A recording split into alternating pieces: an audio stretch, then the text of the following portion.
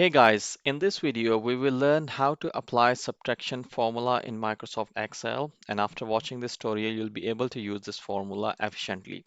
I have a very simple example.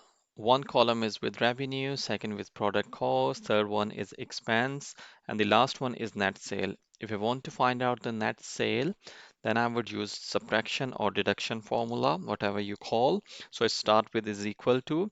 The first one, I'll click on this revenue cell and then press minus and then click on this product cost cell. It will pick its reference number, then minus. I'll click on this expense column cell and it will pick its reference number. So the product cost and expense will be deducted from the revenue and it will give us the net sale. So if I press enter, now you can see 55,461 is the net sale, which is the after deduction of product cost and expense.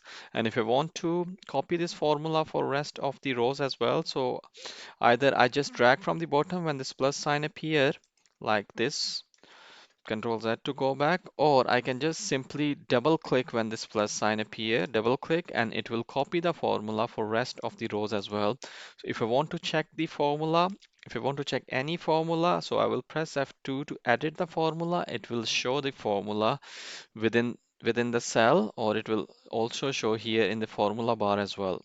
Press enter. So this is how you can use the subtraction formula.